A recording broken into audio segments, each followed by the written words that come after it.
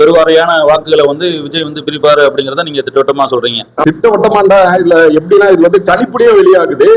அது மாத்திரம் இல்ல, நம்ம கண் கூட பாக்குறோம்ல. இப்ப நம்ம ஏரியாலயே நம்ம பசங்க நம்ம பாத்துக்கிட்டு தானே இருக்கிறோம். நம்ம சுத்தி வாழ்றாங்க இல்ல அந்த வயசு பசங்க, நம்ம ஏரியாக்குள்ள இந்த சந்து பொந்துல இருக்கிற பசங்க எல்லாம் எப்படி இருக்கிறாங்கன்னு சொல்லி நம்ம பாக்குறோம். விஜய் வந்து அப்பவுமே எல்லாம் போஸ்டர் ஓட்டிட்டாங்க, கொடி கட்டிட்டாங்க, தண்ணீர் பந்தல் வச்சுட்டாங்க, எல்லாம் நம்ம ஏரியால பண்றாங்க. இது இல்லாம என்னுடைய கடையிலேயே வந்து இந்த விசில் சின்னம் அறிமுகமாச்சுல, அப்போ வந்து வரிசையா விசில கேட்டுக்கிட்டே இருந்தாங்க. விசில் இருக்கா விசில் இருக்கான்னு சொல்லி என்ன பண்ணாங்க அந்த பசங்க கேட்டுக்கிட்டே இருந்தாங்க, வந்த ஆளுங்க கேட்டுக்கிட்டே இருந்தாங்க. அப்ப நானு ஏதோ கஸ்டமர் விசில் அடிக்க கேட்பா, விசில் தானே சின்ன பொருள் தானே, ஒரு 5 ரூபா ஐட்டம், அதெல்லாம் நான் சின்ன ஐட்டங்கள்லாம் விற்க மாட்டேன். ஏன்னா சின்னதுன்னா என்ன செய்வாங்க, கடைக்கு வந்தாங்கன்னா உங்களுக்கு விசில் அறிமுகம் தெரியல. இல்ல விசில் தெரியும், அதுக்கு முன்னாடி அவன் கேட்க ஆரம்பிச்சுட்டான்.